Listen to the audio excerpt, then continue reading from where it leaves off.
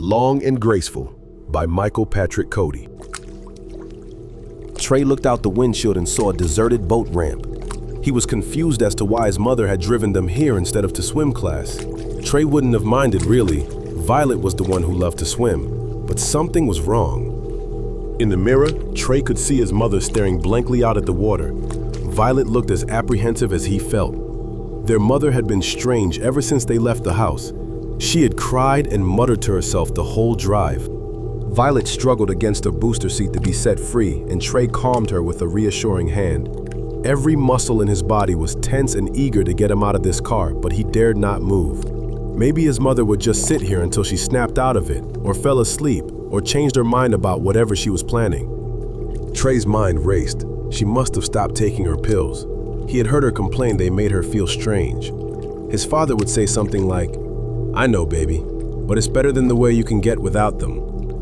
Trey had vague memories of nights where his mother would cry uncontrollably and then laugh hysterically off and on. He remembered being so scared, he would wet himself. He remembered watching his bedroom door in terror, hoping it would remain closed. After she got the pills, outside of some occasional nightmares, those nights had been all but forgotten.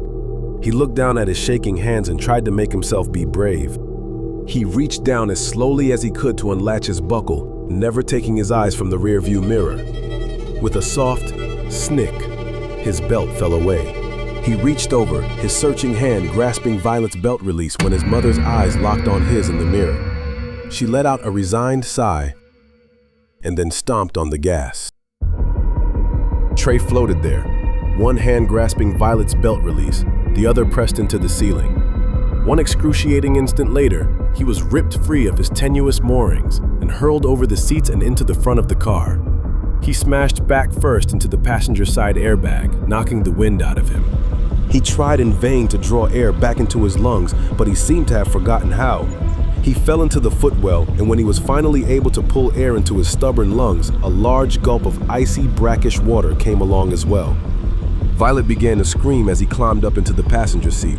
His mother stared out the windshield and seemed unaware her own airbag had left her face bruised and bloody, or that she sat up to her waist in murky water. Violet was still struggling against the booster seat. Trey dove into the back and fought her hands away from the release so he could free her. She seemed unhurt and immediately started tearing at the door. Trey watched her and had two simultaneous realizations. The doors and windows wouldn't open until the car was completely full of water. Also, with the child safety locks engaged, they needed to go out the front doors. She was still struggling with the door and he had to yell at her and smack her head to get her to look at him. "We have to wait until the car is all the way full, then we have to go out the front," he said. Violet just looked at him and nodded. Trey never ceased to be amazed at the power of a big brother. The car was sinking nose down. His mother was already up to her neck.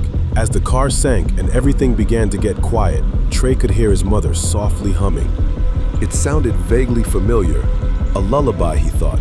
But before he could identify the song, the water rose over her head and there was silence. He wanted to get her up into the rapidly shrinking air pocket, but he dare not leave Violet. They had their faces pressed up against the back window, and the water was rising up over their shoulders. "This is it, Violet. Big breath." The water rose over them. The car leveled as it settled onto the bottom. He swam up into the front seat and unlocked the door. He dug his feet into the passenger seat and pushed with his shoulder until the door began to open enough that they could escape. His lungs were already screaming at him to breathe, and he had to fight the urge to swim out. He turned and found Violet there behind him, waiting with a panicked expression on her face. He grabbed her arm, intending to pull her out the partially open door with him, but couldn't budge her. He pulled futilely until he saw why. His mother, still staring blankly out the windshield, had an arm about Violet's waist and was holding her in place. Trey tried to pull her arm away from Violet, but she was too strong. With his arms around his sister, he kicked his mother as hard as he could in the face. Violet came free and he pushed her out the open door. His mother appeared unconscious, probably drowning. He wanted to save her, pull her out with him, but his air was depleted. He felt on the verge of passing out. Weakly, he pulled himself toward the opening. Just as his head cleared the door frame and he saw the surface rippling impossibly far above, he was yanked by his ankle back into the car and into his mother's embrace.